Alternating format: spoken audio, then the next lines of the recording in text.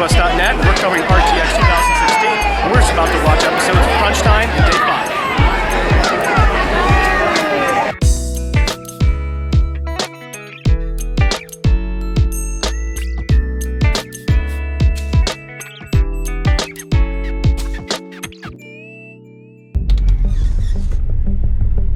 5. Something's wrong here. Nobody's outside. The streets are dead. My God.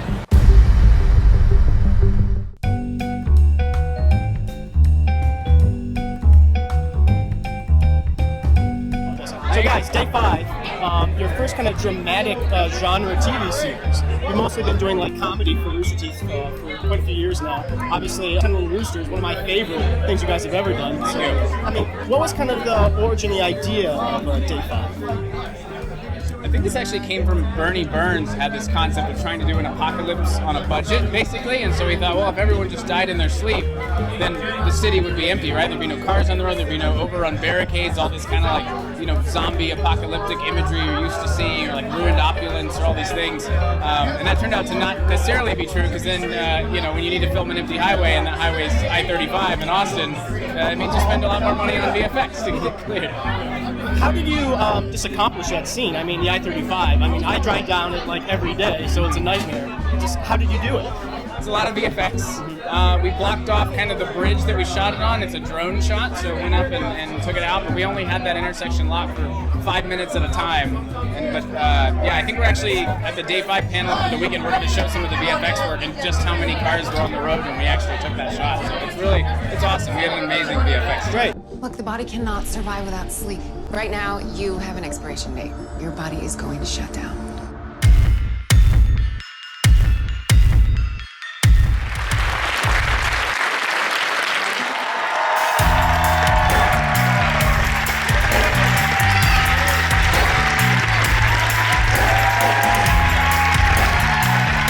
Day 5 was actually the product of a very magical kind of pitch session we had one time. It was like 5 or 6 years ago, maybe even longer than that now, where we used to periodically get together when it was a much smaller group, and we would have brainstorming sessions. It was like, if you're cheap, we became huge, we can do all these different things, we have more resources. What are the kind of amazing stories we would love to tell? And then Josh really took it from there and worked on it with Chris and Aaron for, I don't know, 6 months, a year. Yeah, Chris and I wrote the treatment for the season in a year and a half. And then I started full bore on it in September. So almost, a year now. Sugar, and then caffeine, and then cigarettes. Now the hard drugs aren't even working.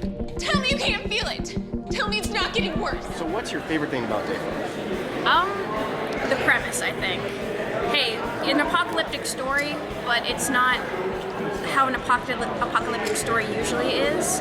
It's sleep. Like, this is gonna last a couple weeks, that's it, And that's what I like most about it. There's no zombies or anything like that trying to kill us. No, it's sleep. That's our big enemy. You can't get away from that no matter what you do.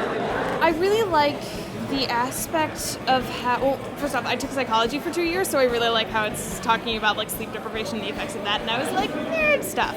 But I also like how it's like the strain that it puts on the characters morally and physically, but like a lot of the moral stuff I think is really cool. I like the idea that it's the apocalypse again, because the post-apocalyptic stuff is really interesting, but it's not playing on the same tropes. There's no zombies. It's not like, flesh-eating. It's something that's a biological necessity that's killing people. And I think that's really interesting. It's not cashing in on the same tropes. Okay, so we just saw the Day 5 panel at RTX. What was your favorite thing about the panel?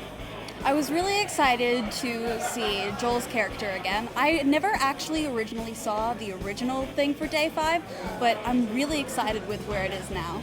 Honestly, I'm just impressed by essentially a YouTube company that we've launched for years. So this is RTX 4 for us, and segueing, especially in this last year, from going from just kind of like machinima style graphic, just comedy, and now we're seeing like HBO style content. We literally saw the thing. We went to the premiere on Thursday to see episode 3. I think that's better.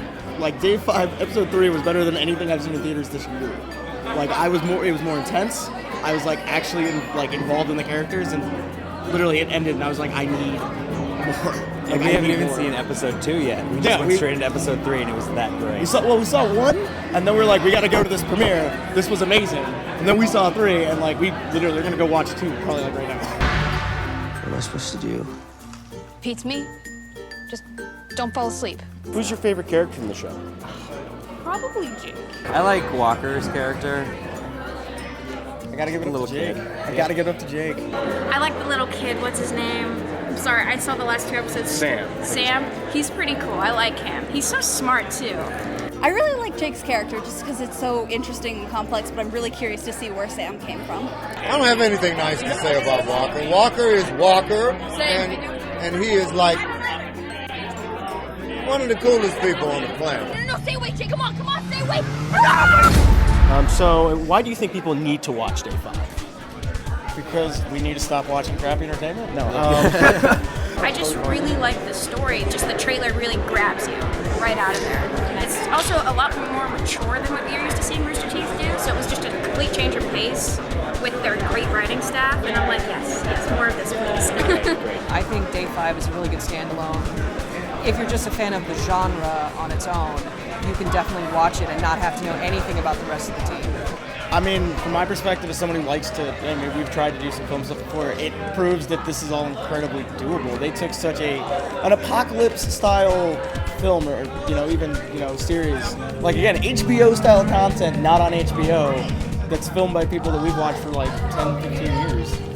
In a world that's riddled with zombies this and monsters that, making sleep something that everybody needs, the enemy, is terrifying. As an actor, you do the work and you trust all of the people in production to make what it is you've done come to life.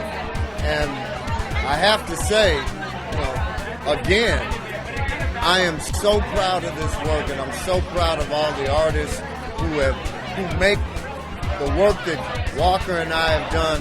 They make it real. They give you they set up everything so that what we do, you can just sit back and fall into the experience.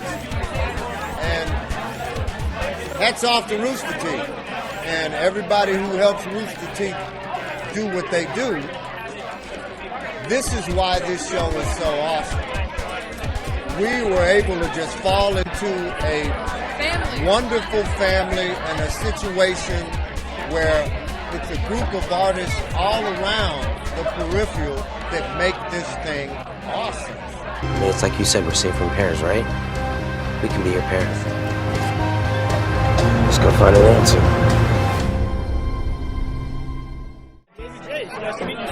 So glad to be here. My first RTX, and it is the bomb. Fantastic.